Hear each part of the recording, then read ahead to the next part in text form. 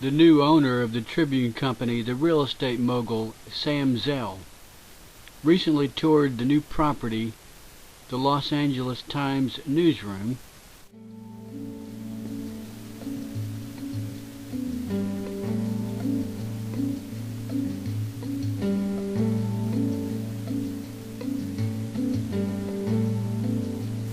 If you missed it, pull up the deceptive and disheartening eulogy for journalism written as an op-ed earlier this year by former Baltimore Sun journalist and creator of HBO's The Wire, David Simon. Writing in the Washington Post, Simon explained, quote, "Is there a separate elegy to be written for that generation of newspaper men and women who came of age after Vietnam, after the Pentagon Papers and Watergate? For us, starry-eyed acolytes of a glamorous new church, all of us secular and cynical and dedicated to the notion that though we would still be stained with ink, we were no longer quite wretches. Where is our special requiem?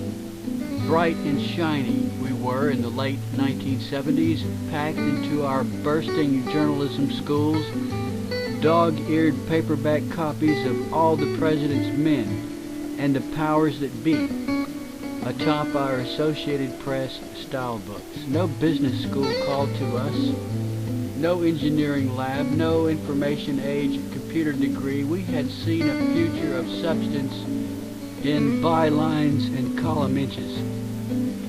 Immortality lay in a 5-part series with sidebars in the Tribune, the Sun, the Register, the Post, the Express." That was a quote from Simon, and now Moyers says, "But it's not just about us journalists."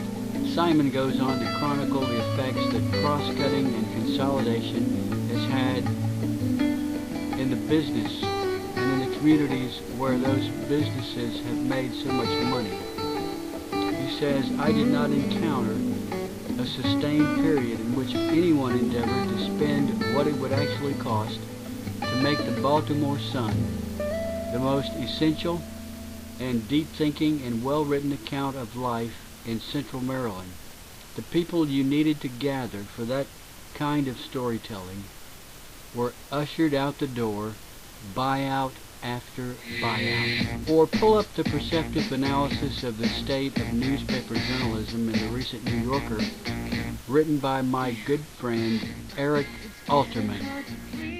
Quote, "It is impossible not to wonder what would become of not just news but democracy itself in a world in which we can no longer depend on newspapers to invest their unmatched resources and professional pride in helping the rest of us to learn, however imperfectly, what we need to know. For example, we needed to know the truth about Iraq. The truth could have spared that country from rack and ruin, saved thousands of American lives and hundreds of thousands of Iraqi lives, and freed hundreds of billions of dollars for investment in the American economy and infrastructure. But as Knight Ridder reporters told us at the time, one of the few organizations that systematically and independently set out to challenge the claims of the administration, as the Knight Ridder reporters told us at the time, as my colleagues and I reported in our documentary on PBS, Buying the War, as Scott McClellan has now confessed, and as the Senate Intelligence Committee confirmed just this week, the administration, with the complicity of the dominant media, conducted a political propaganda campaign using erroneous and misleading intelligence to deceive Americans into supporting an unprovoked war on another country,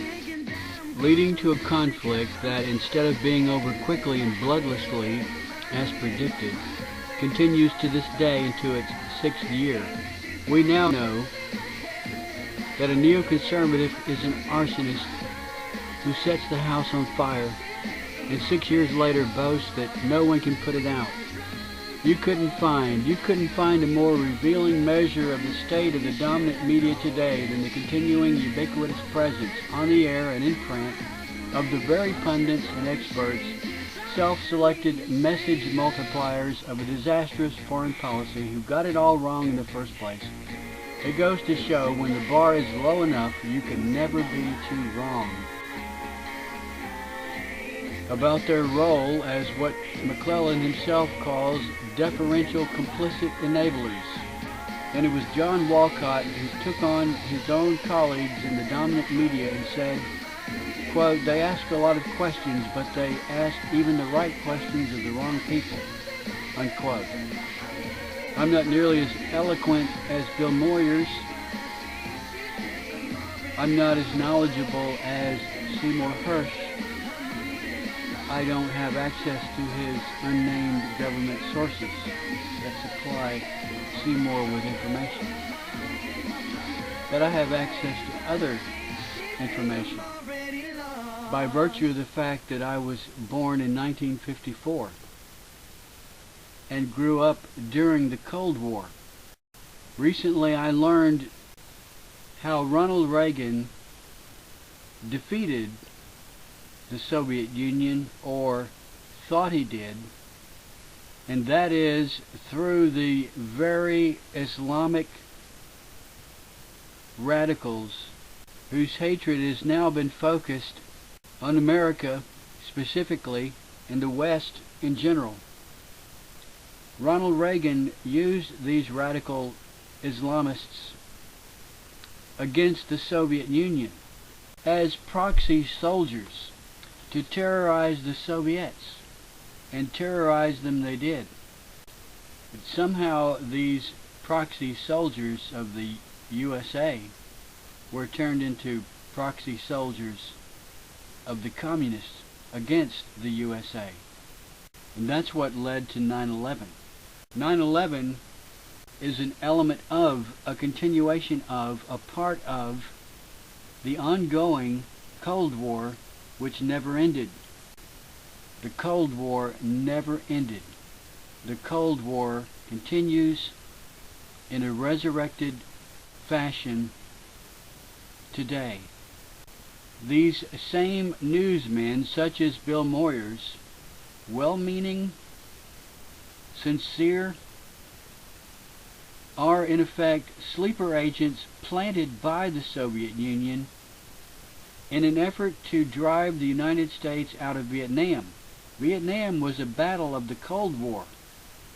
Vietnam must be seen in the context of the Cold War. It was a battle in a larger war. We lost the Vietnam battle because of the media. Because of the media and the influence of Soviet agents in this country who took root in organizations such as the Sierra Club, such as the American Civil Liberties Union, who took root inside our own government, especially the State Department, the Defense Department. Daniel Ellsberg, unknowingly to him, he didn't know he was a sleeper. The movie and the book Telephone is a good analogy. Telephone, in the movie version, it starred Charles Bronson.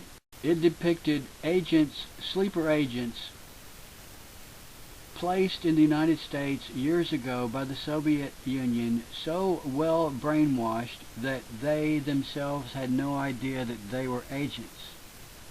Moyers and Hersh, Amy Goodman, Oberman, Greenpeace, the Sierra Club, PETA, Rainforest Network, Earth Island Institute, intellectuals in academia, in the media, have no idea that they are sleeper agents.